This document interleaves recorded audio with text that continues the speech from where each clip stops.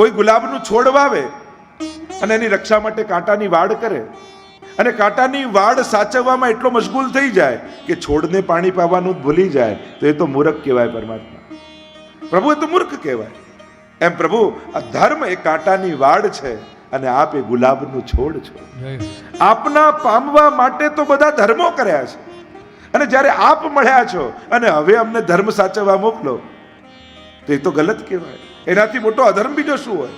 અને પ્રભુ આપે જે ધર્મો કહ્યા એ બધા ધર્મો સ્ત્રીના ધર્મો છે. અને એક વસ્તુ પ્રભુ યાદ રાખો, આપની વેણુના સ્વર અમારા કાનમાં જે ક્ષણે પડ્યા ને, એ જ ક્ષણે અમારી દેહ બુદ્ધિ તો સમાપ્ત થઈ ગઈ. અહીંયા કોઈ સ્ત્રી નથી આવી, અહીંયા તો જીવાત્મા પરમાત્માને મળવા માટે આવે છે. અને જીવાત્માનો એક જ ધર્મ છે, યો યદંશ સતમ ભજેત, જે જેનો અંશ હોય એને અંશીને ભજવો. એ જ જીવાત્માનો પરમ ધર્મ છે. એટલે પ્રભુ અમારા ધર્મ અમને ન શીખવાડો. અમે જાણીએ છીએ અમે અહીંયા કોઈ સ્ત્રી બુદ્ધિથી નથી આવ્યા, તે બુદ્ધિ તો ઘરે મૂકીને આવ્યા છે. અહીંયા તો આત્મબુદ્ધિથી આપને પામવા આવ્યા છે. અને આત્માનો એક જ ધર્મ પરમાત્માને ભજવા. અને પ્રભુ આપ કહો છો પતિ, બંધુ, સખા, ભાઈ બધા આપની પ્રતીક્ષા કરતા હશે.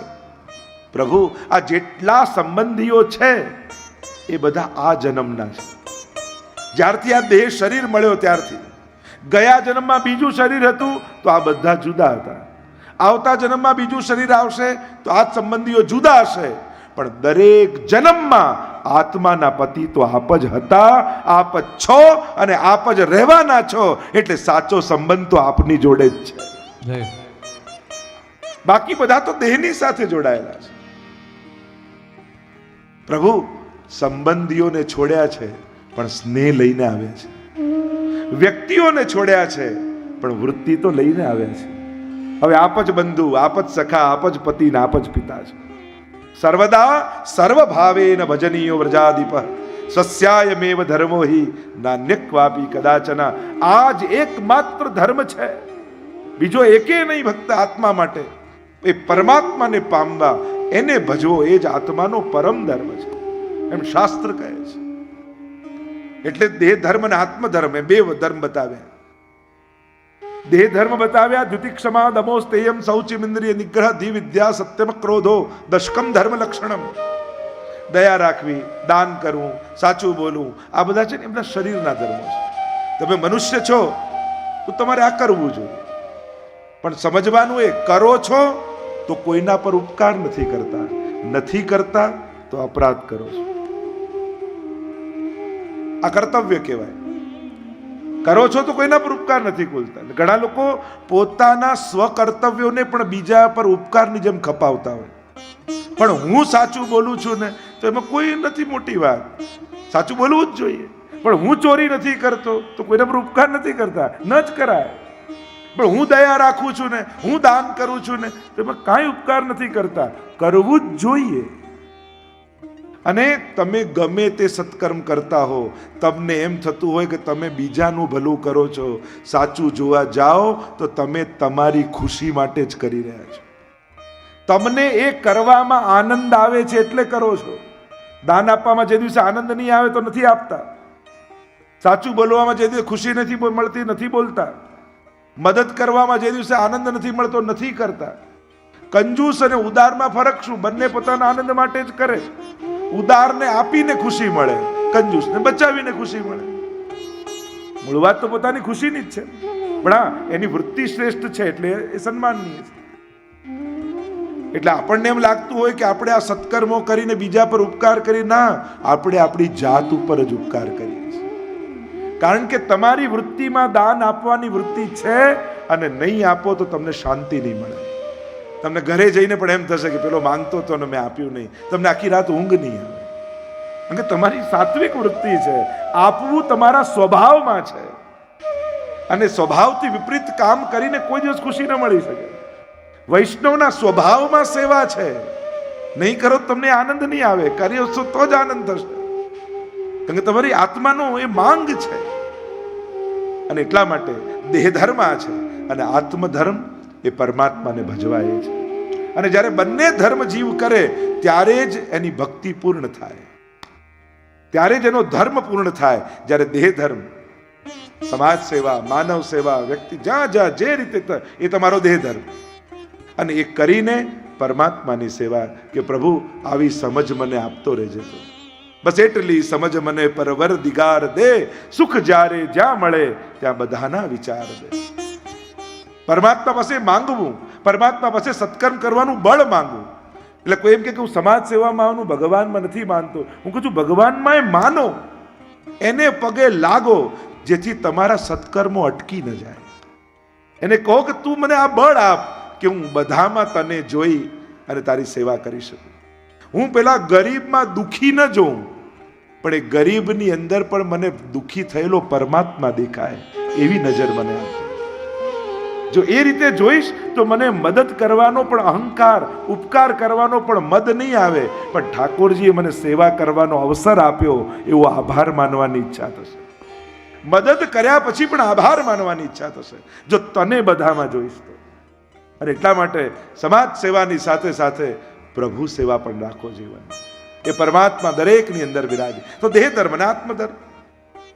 ગોપીઓ કહે પ્રભુ આપ અમને પાછા જવાનું કહો છો, પણ એક વસ્તુ યાદ રાખજો, ગમે તેટલી ઉત્તમ જમીન હોય, ખાતર નાખો, પાણી નાખો, સૂરજ પ્રકાશ આપો, પણ બીજને એકવાર શેકી નાખો ને અને પછી વાવવા જાઓ તો એમાં ફણગા ફૂટતા નથી. પ્રભુ અમારું હૃદયનું સ્નેહનું બીજ પણ આપના પ્રેમમાં શેકાઈ ચૂક્યું છે.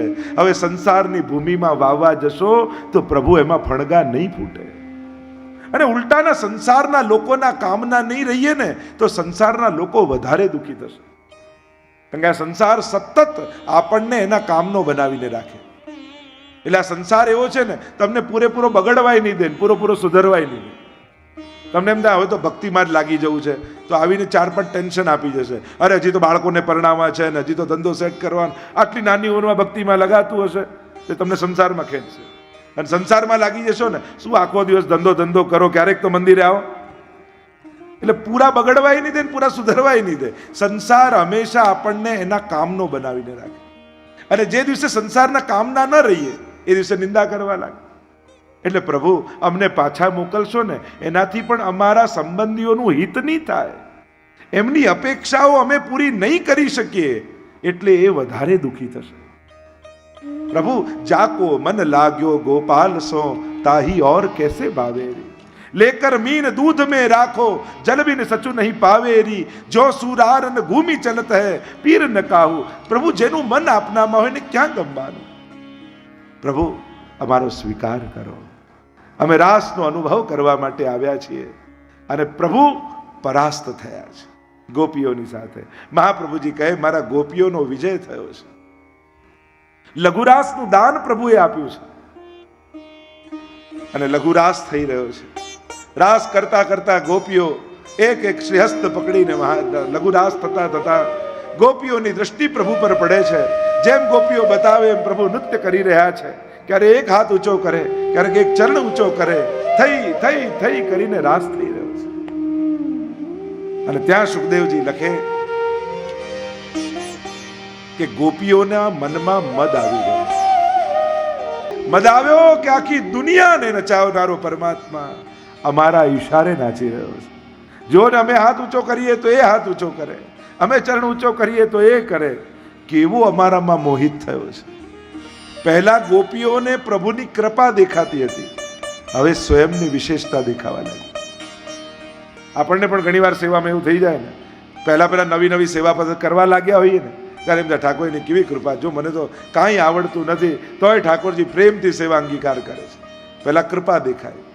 1 વર્ષ થઈ જાય ને બધું શીખી જઈએ. મારા જેવી સામગ્રી તો કોઈ ના બનાવે હો, મારા જેવા શૃંગાર તો કોઈ ના કરે હો. આ સૌભાગ્ય મદ ભક્તને આવી જાય, સેવા કરવાનો મદ આવી જાય. ઠાકોરજીએ વિચાર કર્યો કે આકાર તો મળ્યો ઘડાનો, પણ હજી પાત્રતા સિદ્ધ નથી થઈ. કારણ કે કાચો માટીનો ઘડો હોય ને, પાણી ભરો તો બધું સરી જાય, પણ અગ્નિમાં પકવી દો ને તો આકારની સાથે પાત્રતા પણ આવે. અને પ્રભુ પાત્ર બનાવીને પ્રાપ્તિ કરાવે છે. આમને પણ જો વિરહની અગ્નિમાં પકવીશ તો મારા ભગવદ રસ ટકી શકશે. અને આમ વિચાર કરી 2 કારણથી પ્રભુ અંતર ધ્યાન થઈ ગયા. પ્રશમાય પહેલું કારણ, અહંકારનું પ્રશમન કરવા માટે. પ્રભુ ભક્તનો અહંકાર વધવા દેતા નથી. એટલે ક્યારે પણ મંદિરમાં, હવેલીમાં, સત્સંગમાં, મંડળમાં, મનોરથમાં, કથામાં ક્યાંક કોઈ આપનો અહંકાર તોડે ને તો એ કૃપા માનવી કે ઠાકોરજીએ મારો અહંકાર તોડાવ્યો. કારણ કે માણસને સૌથી વધારે પ્રિય હોય ને તો એનો ઈગો છે, એનો અહંકાર છે, એને ખૂબ પ્રિય છે. અને એટલા માટે એ પોતાના ભીતરના દોષો જોવાય તૈયાર થતો નથી. શરીરની બીમારી માટે કોઈ કહે તો બહુ ગમે, પણ મનની બીમારી માટે કોઈ યાદ અપાવે તો ગમે. તાવ આવ્યો હોય ને કોઈ ફોન કરીને પૂછે કે હવે તાવ કેમ છે, કે ના હવે સારું છે, નામ છે, ડોક્ટર સારા મળ્યા, એને હૂંફ જેવું લાગે. પણ મનની બીમારી વાસ્તે પીછે કોઈ પૂછે હમણાં ક્રોધ બહુ વધી ગયો લાગે છે ને, ડાયાબિટીસ વધી ગયો ને કોઈ પૂછે તો ચાલે, પણ ક્રોધ લોભ વધી ગયો હોય, ઈર્ષા વધી ગઈ હોય, દ્વેષ વધી ગયો હોય, અહંકાર વધી ગયો હોય અને કોઈ પૂછે તો આપણે એના જોડે સંબંધ તોડી નાખીએ, આપણે એને અહંકારી માનવા લાગીએ. પ્રભુ કૃપા કરશે તો અહંકાર તોડાવશે, કારણ કે પ્રભુને સ્વીકારવાના છે. અને પ્રભુને તરછોડવા હશે ને તો અહંકાર વધારનારા લોકોને આજુબાજુ ગોઠવી દેશે અને એટલી ઊંચાઈએ ચડાવી દેશે કે ભગવાનથી બહુ દૂર થઈ જશે. પ્રભુએ તો સ્વીકારવા છે અને ગોપીઓના મદને તોડવો છે. પ્રશ્માય, બીજું કહું પ્રસાદાય, કૃપા કરવા માટે. એટલે કે કુંભાર ઘડો બનાવે તો અંદરનો જે હાથ હોય જેનાથી ઘાટ આપતો હોય એ પ્રસાદાય, કૃપા, અને ઉપરથી થપ્પડ મારે ઘાટ આપવા એ પ્રશમન કરવા માટે. ઘડાને ઘાટ આપવા માટે બે પ્રકારની પ્રક્રિયા થાય. એક હૂંફનો હાથ હોય અને બીજો થપ્પડ ઉપરથી મારે જે ઘાટ આપવા માટે હોય. એમ પ્રભુ પણ ઘણી વાર એમ કરે, હૂંફનો હાથે રાખે અને થપ્પડો મારીને ઘાટ પણ અપાવે.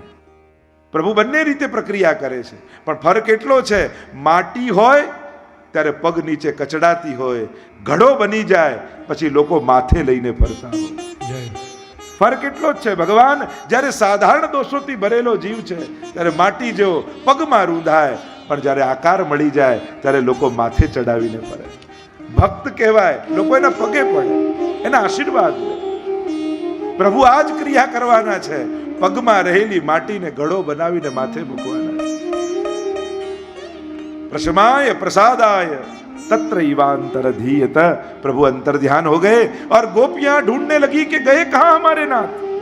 हमણાં તો હાથમાં હાથ હતો ને હાથ ગયો ક્યાં? આશ્ચર્ય થયું. એકબીજાની પાછળ જોવા લાગી, વૃક્ષોની પાછળ જોવા લાગી. અરે પ્રભુ હમણાં રાસ ખેલતા હતા, ક્યાં જતા રહ્યા? અરે ક્યાંક આપણાથી ભૂલ તો નથી થઈ? આપણા બધાના મનમાં મદ આવ્યો, ક્યાંક એ મદને કારણે પરમાત્મા આપણને છોડીને તો નથી જતા રહ્યા? ગોપીઓ વિવળ બની ગઈ, ભૂલોનું ભાન થયું. આવો વૃંદાવનમાં ગોતીએ પ્રભુને. રાત્રિના સમયે બહુ દૂર નહીં ગયા હોય. જેને પામવા માટે તપ કર્યું, આટલા સમયથી મનોરથો કર્યા અને ઘડી આવી અને ઘડી ચૂકી ગયા. જો ઘણીવાર મનોરથો વર્ષો ના હોય, પણ ઘણીવાર ક્ષણો ચૂકી જાઓ ને તો એ લાભ જતો રહે. ઘણીવાર ઘડીઓ મહત્વની હોય, વિચાર્યું ના હોય, પણ ઘણીવાર ક્ષણ એવી આવી જાય અને આપણને લાભ મળી જાય, આપણું કાર્ય થઈ જાય. સાચવવાની ક્ષણો જ હોય છે. વર્ષો, એક વર્ષ ધ્યાન રાખવાની જરૂર નથી હોતી, મહિનાઓ ધ્યાન રાખવાની જરૂર નથી હોતી, અઠવાડિયું ધ્યાન રાખવાની જરૂર નથી. જે તકલીફો થાય છે ને એ 2 મિનિટની ઘડીઓમાં જ થાય છે. ઘણા લોકો કે આમ બસ ક્ષણિક ક્રોધ આવે, આમ 1-2 મિનિટ માટે, પછી પાછું કાંઈ ના હોય. પણ આ 2 મિનિટના ભૂકંપમાં બધું હલાવી દે એનું શું? લોકો કહે 2 મિનિટનો ક્રોધ, પછી તો કાંઈ નહીં, પછી બાકી શું રહે? પછી તો પડેલું ગોઠવવાનું રહે. ક્ષણો જ સાચવવાની હોય છે. લમ્હો ને કી ખતા और સદીઓ ને સજા પાઈ. ઘણી વાર ક્ષણોની ભૂલો વર્ષો માણસોએ ભોગવવી પડતી હોય છે. એટલે ક્ષણોને સાચવો, ક્ષણોને ઝડપો અને ક્ષણોને છોડો. પુણ્યની ક્ષણો મળે. લોકો એમ કે લક્ષ્મી ચાંદલો કરવા આવે ત્યારે મોડું ધોવા ન જવાય, એમ પુણ્યો ચાંદલો કરવા ઊભા હોય ને ત્યારે પણ મોં ધોવા ન જવાય. ઝડપી જ લેવાનું હોય. ના મુહૂર્ત જોઈ લઉં, સારું ચોગડિયું છે કે નહીં, પેલાને પૂછી આવું કેટલું આપવું, કેટલું, અરે ક્ષણ જતી રહેશે. હાની પછીનો બીજો વિચાર કયો હોય મનમાં? ના. કોઈ પણ વાતની હા મનમાં જાગે ને, એનો નેક્સ્ટ થોટ ના હોય, યા ટાળવાનું હોય. કરવું તો છે પણ કાલે કરીશું, કરવું તો છે આને નહીં બીજાને આપીશું. તમે ક્ષણ ચૂક્યા એટલે ક્ષણ ગઈ, અને ક્ષણ ગઈ એટલે સત્કર્મ હાથમાંથી સરી ગઈ.